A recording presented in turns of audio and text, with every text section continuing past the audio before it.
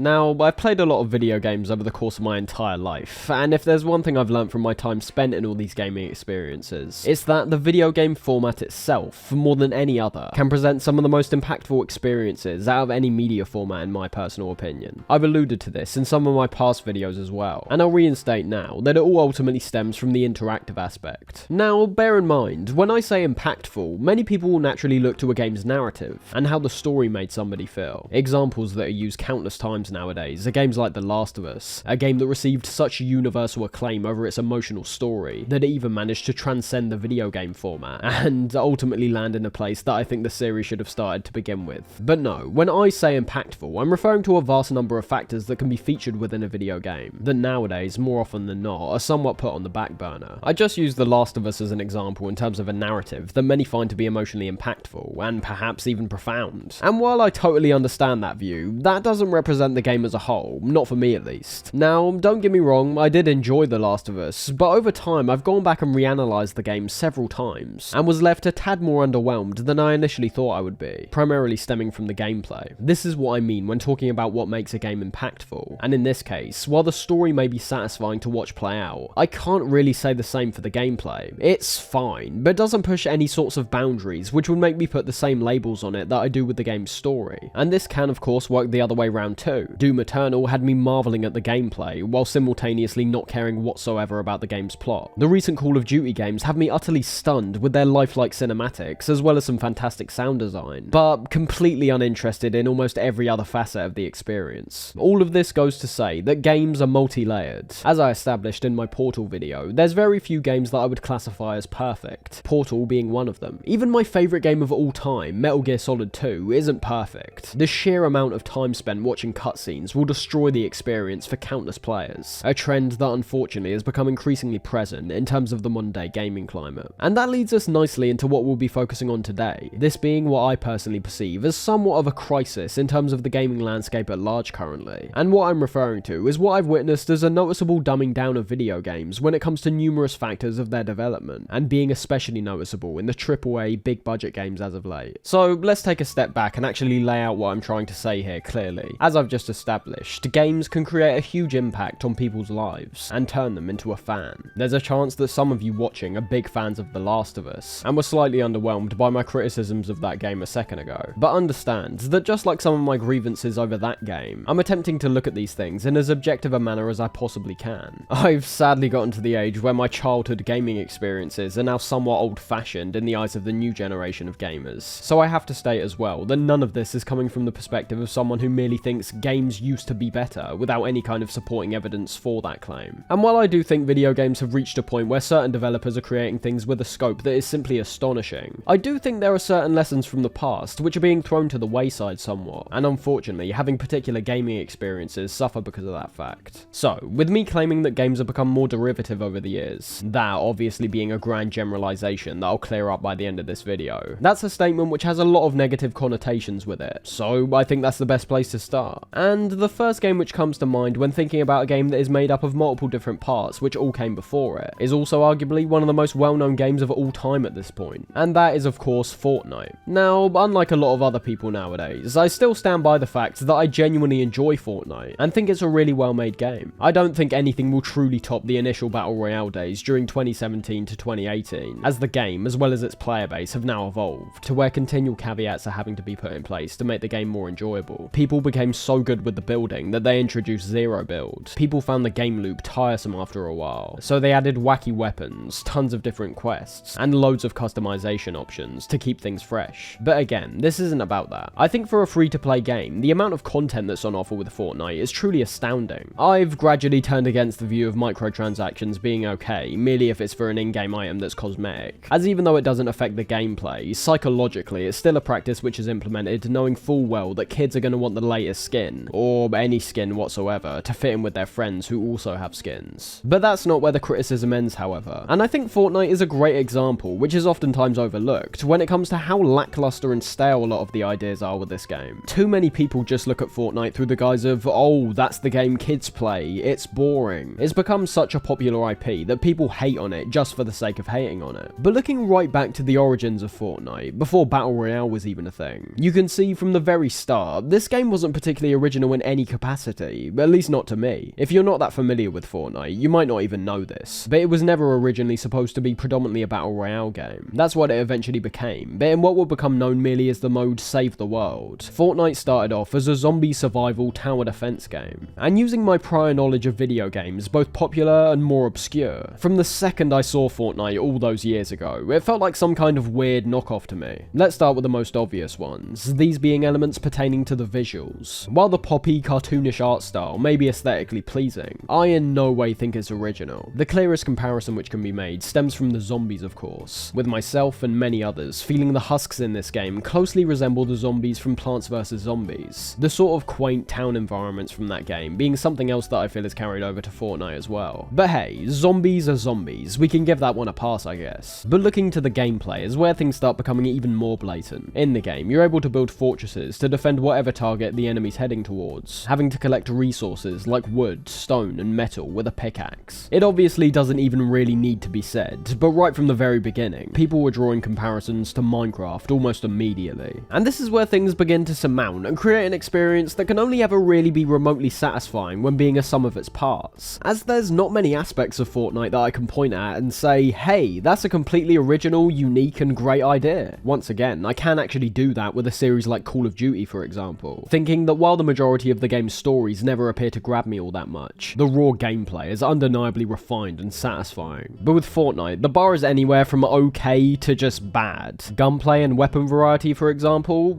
it's fine, it works. The story, no interest whatsoever, and the way it's conveyed literally begs for it to be ignored. Only once the game becomes this hybrid of Minecraft, Plants vs Zombies, Sanctum, and let's not forget Deadblock, which looks like it could be an alpha build of Fortnite, does the game start becoming genuinely playable. And this is what I'm saying, I don't find the game to be bad, but I also don't find it to be impressive or innovative whatsoever. And of course, that only further translates to all the other modes which were elaborated on past that point. The Battle Royale riding off the coattails of PUBG's success, Lego Fortnite being an even more obvious attempt at the Minecraft formula, Rocket Racing being your typical Mario Kart experience, and Fortnite Festival just being Rock Band, without any of the instruments that made Rock Band fun to play. It's all so lackluster. It's neither impressive enough nor bad enough to make a big deal about. That's the thing though, I imagine what I just described is a large reason why so many people nowadays write Fortnite off almost immediately. It appears to emulate multiple gaming experiences, which are either currently or were at one point oversaturated. It's not offering anything new when boiling everything down. But this is something which lies at the heart of the modern day gaming landscape currently for me. There is a noticeable lack of new, creative, and innovative ideas that should push the medium forward. And in all actuality, I think it comes down to two main things, those being money and the scope of these projects. I've mentioned it before, but some of the last remaining game companies that I believe are pushing the medium forward are ones like Rockstar Games or From Software. Both GTA 5 and Red Dead 2 were groundbreaking games. They presented an open world experience that at the time of both of their releases, that was simply unparalleled to any other game companies trying to reach the same heights. And for many people, Elden Ring fits into that exact same category. But what's the one through line with all of these titles? Well, that would be the fact that they took a significant amount of time to be developed and released, and also the fact it's estimated they all cost an ungodly amount of money to be produced. There's two sides to that coin, depending on what stance you want to take. There's so many AAA game developers out there that I believe have both the talent and money to produce these same kinds of experiences that Rockstar and FromSoft are creating. However, instead, they reside themselves to lackluster releases that ultimately present nothing that players haven't already seen. I see it as two kinds of business models. You either pump out games at a faster rate and risk sacrificing the game's quality, or you put all your chips on black and put all your resources into one boundary-pushing project that you hope will succeed, but has a much greater chance of failing. The downside to that approach being that if it fails, you've just lost a whole lot of money. If you dare to be great and succeed, you could be seen as a genius, but if you fail, you'll likely never be trusted to do anything like that ever again. I mean, just look at what happened to The Day Before. They spent almost 5 years on that game, and because the project was clearly mismanaged, the studio realised they were heading towards bankruptcy and dipped. That's not to say that game would have ever been great, of course, but it's more the idea of putting everything into something that may not pan out as intended. But here's where some of my more controversial opinions are going to start coming into play, and before I throw them out there, remember what I said. This is not coming from a place of bias towards any of the games I'm about to mention. It's merely the observations that I've personally noticed while playing them. And with that being said, I believe there's many other AAA game studios akin to Rockstar, which aren't taking the same kinds of risks, aren't pushing the medium forward, and are merely imitating their contemporaries, and still asking paying for the exact same amount of money for their game. I mentioned The Last of Us earlier, and while I wouldn't say I'm the biggest fan of that series, I still very much enjoyed my time with parts 1 and at least the Ellie section of part 2. So rewinding back to 2018, having already played The Last of Us, it was quite surprising to me that another game series that I had really enjoyed in the past, that being God of War, had seemed to break away from its hack and slash roots, only to land in far more unoriginal and, in my opinion, less impressive territory. I've gone back and forth on God of War 2018 over the years. I go from playing it and thinking it's a phenomenal game with great combat, a gripping story, and some of the best set pieces perhaps in gaming history, to then reflecting and thinking it's yet another game which was actually playing things really safe in some regards. The reason I mention it alongside The Last of Us should be very obvious to those who've played it, with God of War featuring everything from the slow, unskippable walking sections where you simply have to push forward. There's also items which need to be picked up and slowly brought to another area to progress, and also a heavy emphasis on being incredibly cinematic and realistic, which, while looking nice, feels like we're yet again going into a territory that is away from video games. I've said this with Kojima before, but if you want to make a movie, make a movie. With the massive budgets you're working with, it's not like you're unable to facilitate it. God of War's attempt to do the one unbroken shot idea has always just been laughable to me, solely because of how that idea is quite literally only impressive in terms of a real-life movie production. It's just not impressive to me in this context, because there's no need to worry about elements like lighting placement, timing, choreography, or camera placement. The camera can be placed anywhere within the scene, and even then, it's not an unbroken shot, because once you pause the game, the effect's immediately gone. So, in God of War's case, this unoriginality is stemming from both games and films. It's using a technique that's been implemented before in films to lackluster effect, solely because of the virtual environment we're working in. And in terms of games, the over-the-shoulder, slower-paced character study was being compared to The Last of Us right from the very first trailer. This isn't to say the game's bad, of course. It's just another experience that when I got to the end, I couldn't think of a single thing that God of War excels at, which other games don't already do better. The best I could think of being the cutscenes. And we've obviously already talked about how an overabundance of cutscenes is already counterintuitive to the interactive gaming experience in the first place. I think this one stuck with me more than most others because the sheer amount of praise this game got when it came out. People touting that it was a masterpiece and implying that it was leaps and bounds ahead of its predecessors. I remember even doubting myself at the time, but in retrospect I still would say the wide angles, intense combat, and sheer relentless aggression from God of War 3 still stands out as a lot more impressive, a lot more of a spectacle, and a lot more original than God of War 2018. And let's not forget, God of War 3 didn't have to implement an awkward, out-of-place arrow telling you an enemy's behind you, purely because of the visual style it was going for. Visuals do have a large part to do with this similarity that we're starting to see amongst a lot of big-budget games now, and that in itself has a large part to do with technological advancements that allows developers to create worlds that are more realistic than ever. The hunt for indistinguishable realism has unfortunately come with some major downsides as of late, however, which I think is a topic for a whole other video, but merely the idea itself has made several big releases blend together for me. When I think of standout visuals in video games, I'm not thinking of the latest Call of Duty or Forza or Assassin's Creed game, which could all reasonably stake the claim that in terms of sheer fidelity, they have the most realistic graphics out there. Instead, I immediately gravitate to ones like Katamari Damacy, Undertale, and Red Dead 2, and admittedly parts of Cyberpunk, although one sparkly screenshot does not represent the game as a whole in my opinion. These three examples present three distinct visual styles that range across the entirety of video game history. Undertale having very memorable characters and locations, using its 8-bit visuals to create a charming atmosphere. Katamari Damacy featuring unrealistic, cartoony visuals that have an emphasis on eye-catching colours, unusual scale, and unconventional geometry. And Red Dead 2 might be the best example of a modern-day video game that both looks astounding and also realistic. As I said, the hunt for photorealism will bite back at a lot of games that are releasing right now. The faces from Death Stranding are already starting to age badly in my opinion. And when it comes to environments, there's so many games that are coming out nowadays which are seemingly trading in a bright, imaginative, creative world for bland, grey, realistic ones. And then of course, there's arguably the biggest trend in the gaming scene as of right now, and that's what I perceive to be the excessive amount of remakes and remasters we've been seeing. Now, these do have their place of course, and there's many a remake or HD remaster that I've enjoyed over the years. The Metal Gear Solid HD collection, for example, has become the definitive way to play MGS 2, 3, and Peace Walker for me. I think the Resi 2 remake isn't just leaps and bounds better compared to the original, but is one of the most finely crafted horror games I've ever experienced. When done right, a remake can breathe new life into a game that has now become outdated, introducing newer players to a game they wouldn't have wanted to experience otherwise, and also letting older fans reminisce, and hopefully experience experience some new additions along the way. Like I said, Resi 2 wasn't just great because of how it translated the original experience to this modern era. It was also the fact that it wasn't scared to change things, adding and removing puzzles, changing their solutions, rearranging gameplay and narrative scenarios. These are what I perceive as positive remakes and remasters. But this is a scene which has become incredibly oversaturated at this point, and it's starting to seem more and more like game companies are playing things incredibly safe and working off old ideas that worked in the past, instead of pushing forward and daring to be great now. I refuse to believe that game developers have merely become less creative as the years have gone on. I feel like this heavy emphasis on remakes is a concerted effort by publishers to maximize profits, with as little risk as possible. That's what I find so scummy about this recent trend. It seems like lots of publishers nowadays are taking what I said about updating these games for a modern generation of gamers, and turning that into a business process where they're merely trying to monetize nostalgia. It's what we're seeing a lot of in the movie industry as well. Film companies dusting off old IPs to try and make money from both the adults that experienced the film as a child, and also perhaps their family and friends along with them. There's certain cases in the gaming scene which I just find to be abhorrent though, and once again, this doesn't solely come down to the quality of the game, but instead the price it's being sold at. One of the first to come to mind would be the Last of Us remake, which came out not too long ago, with Naughty Dog and Sony trying to hype this thing up as some kind of new bar that's being set for remakes, only to come out and immediately have people question why this remake was necessary, considering we already had the remastered version of this game which worked and looked perfectly fine, and also the fact that despite their claims, fans were having a hard time finding any of these big changes that were hinted at before the game's release. It may very well be the definitive edition of the game with the updated graphics and quality of life changes, but when you're charging $70 for a game that doesn't really have any major switch ups compared to what many already claimed was a masterpiece, the original price just seems unjustifiable. A game like Resi 2 was an example of a game that almost needed a remake, because the original was archaic in comparison to the games that are being made now. It's not really like film, where a classic remains a classic regardless of when it came out. Games are so based within technology that these advancements will genuinely make certain games that were released far in the past seem a lot worse compared to what we have in the present. The Last of Us was made in the modern gaming era, and still holds up in the modern gaming era. Out of all the games I can imagine getting a remake so soon, The Last of Us would almost never come to mind. It's that part which I also have a big issue with, however. The price is one thing, but it seems like a lot of game companies now are starting to get so bogged down in remaking older ideas that we're starting to get a noticeable lack of new ones. Let's not forget, a remake is a game that, while perhaps being different in parts, is still ultimately attempting to recreate an experience that has already been done before. From the very conception of a remake, it's less about creation and more about emulation. Remasters I have less of an issue with overall, because ultimately they are the exact same game with merely updated visuals.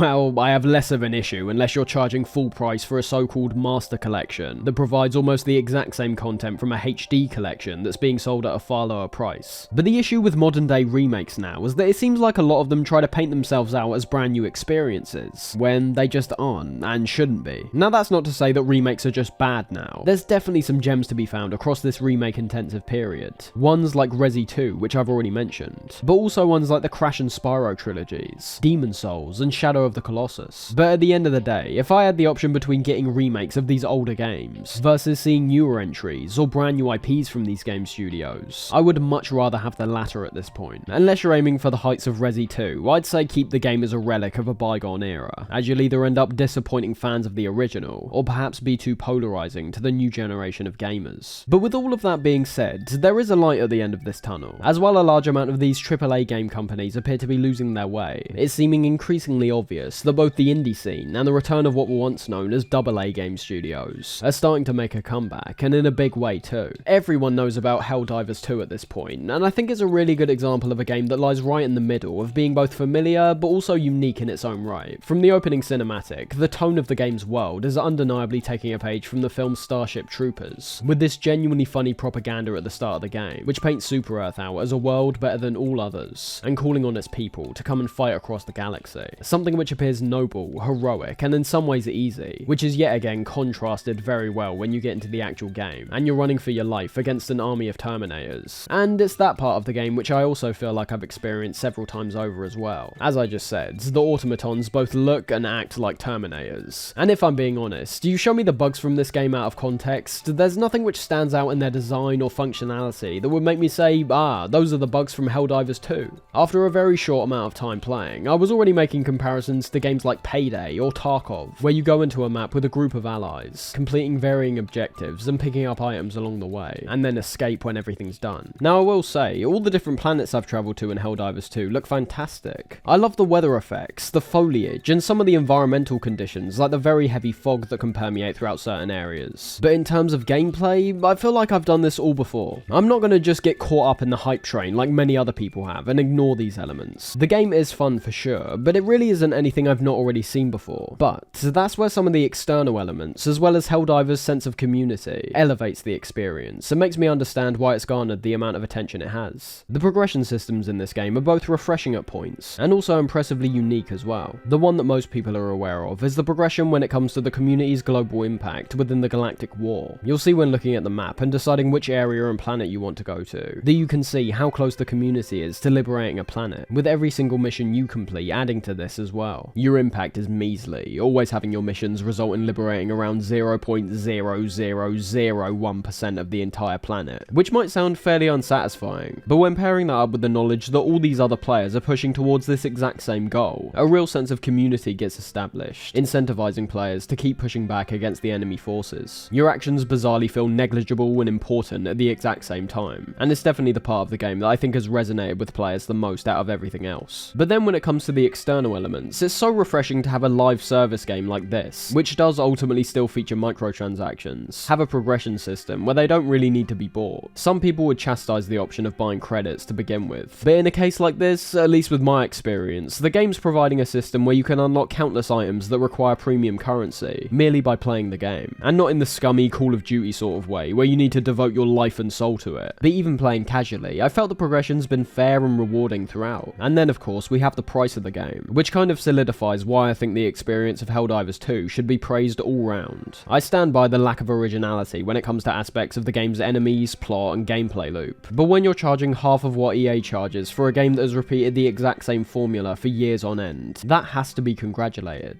Make no mistake, Helldivers 2 is going to raise a lot of eyebrows with business heads within the gaming landscape. You've got Ubisoft over here charging $70 for a so-called quadruple A game, and Helldivers 2 is absolutely outclassing them in terms of both sheer quality, as well as player interest and engagement. It's not the most original game I've ever played, but I couldn't be happier that this is the game that's capturing everyone's attention as of right now. That's just one part of it though, with there being a whole other category of games nowadays, predominantly being created in the indie scene, that are essentially being designed with a lack of originality being at the forefront of the development. I'd refer to them as throwback games, and they've been getting increasingly popular as of late, and I'm very much here for it. It may have seemed so far like I want every single game to wildly vary from each other, and present brand new innovative gameplay and stories every time, but that's not the case. I do think if you're charging premium prices like $60 or $70, that there should be some justification in that. These throwback games are a breath of fresh air, as what you tend to find with these ones are small indie developers using a style from the past, which almost works in drawing in a certain audience, while simultaneously presenting some kind of unique concept that we just don't see these bigger game studios attempting to do anymore. Cost being a big part of that in my opinion. As I said, I think these AAA game studios are playing it safe with the remakes, because they know they're able to dump a lot of money into a project, and more than likely make a profit back because of the preconceived notoriety of whatever franchise they're working on. This same kind of principle translating to sequels as well. Indie developers don't have that problem, which means we're actually starting to see some far more interesting ideas from developers that don't even have remotely the same budget as companies like EA or Ubisoft. Now, I'm not talking about games like The Binding of Isaac here. It is one of my favourite games of all time, but I couldn't call it a throwback game despite all the very strong ties to Zelda. It's just too unique in my opinion. What I think of when it comes to a throwback game are ones like Iron Lung, Dusk, or if we want to take things full circle, a fan remake of Bloodborne in the style of a PS1 game. That's one thing all of these have in common actually, and it's a style that I really admire, especially from an indie developer's perspective. The majority of them, of course, won't have the budget to go for any sort of photorealism, unless you want your game to appear like a bog-standard Unreal Engine project. So instead, they've looked back to the past and merged older graphics, low-res sounds, and jankier animations with brand new gameplay concepts to create an interesting hybrid of a game. Iron Lung was very impressive to me when I played it for the first time, being what appears to me as a low-risk, low-reward endeavour that showed the dev working with the confines of making a scary experience that ultimately takes place in one small box without featuring any monsters or any jump scares the entire time. We aren't even able to see out the front of this submarine we've been placed in, so cleverly, the biggest emphasis we see within this game is the audio, creating stark, unusual, and occasionally startling sounds to keep the player off balance at all times.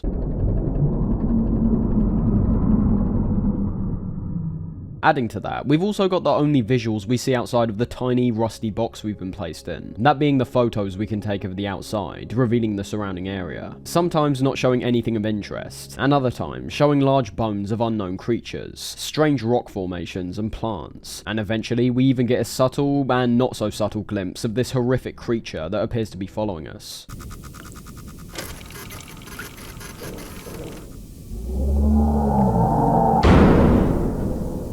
Iron Lung is a resounding success when it comes to creating a lot from a little, giving the audience a lot to work with and be interested in, while ultimately being a fairly simple game that, as I say, only has us working in one room for the whole game. And once again, what I'm trying to say with these two games is that it's using the influence garnered from past generations and giving us an experience that is both paying homage to its predecessors, while also presenting these unusual ideas that we aren't particularly accustomed to. So, to sum everything up, yes, I do think games as of late have become a lot more derivative, and I do think in general that is a bad thing. You keep going around in circles, pumping out the same kinds of games with the same kinds of stories and the same types of gameplay. You aren't going to be capturing the imagination of players for very long. I think there needs to be some kind of push towards new video game ideas, not ones based on pre-existing IPs or updated versions of games from the past. There's so many talented writers and directors within the gaming scene that I imagine are having their full potential nullified because of the types of projects they're being made to work on. One of the only remaining developers that I see pushing the medium forward to a large degree is someone like Kojima, someone who gained a reputation by breaking out the confines of what people once thought a video game was, and defying expectations several times throughout his career. Only issue is, there's not many people like him anymore, and definitely not many with the types of budgets that he works with either. Big budget games from large companies are starting to become stale, and people are starting to notice. Indie developers are now filling a role that isn't being filled anywhere else. There's a sense of freedom that comes with working on their own, as well as likely having a far greater passion towards the video game format compared to the tone-deaf business heads that call the shots at the biggest game studios. I wouldn't say that gaming is on a downward trajectory particularly, but just like I've perceived with the hardware used to play these games, it's become stunted to a certain degree. We're not seeing leaps and bounds of innovation now like we genuinely used to. We're not seeing huge jumps in technology like we did between the PS1 and 2. We're seeing games that are trying to emulate Hollywood and be taken seriously, while pushing away and boring those who are their target demographic. Once again, this isn't it used to be better kind of argument. I would have no issue acknowledging any game that I perceive to be a masterpiece nowadays. Hell, when Sekiro came out, I was playing it non-stop, and still think of it as one of the most finely crafted games I've personally ever played. But it's clear to see the gaming landscape has definitely changed. With higher budgets, you've got far less risks being taken, in fear that people will not like the changes you make to a prior formula that already worked. With games being blasted on a wider scale than possibly ever before, you've also got narratives that shy away from saying anything of real worth, in fear that a certain reading of this narrative leads way to someone being offended, thus boycotting the game and telling others not to purchase it. It once again all comes back to money. You couldn't make a game like Metal Gear Solid 2 now, for example. It just wouldn't fly. Kojima had a clear message he wanted to convey that many would likely disagree with. He wanted to spark intrigue and discussion, something that I don't think a large amount of companies want to spark now. Just like the film industry, there are peaks and troughs when it comes to the gaming landscape, and currently, I'd have to say that experiences from the past are starting to shine far brighter compared to the offerings that are currently being put out now. But with the passage of time and the inevitable changing of ideals on a wider scale, I imagine we will return to what many would call a golden era of video games. But for now, it seems that we're gonna have to wait a little while until we reach that point, until these game studios realise that people would prefer a Portal 3 to a Portal with RTX.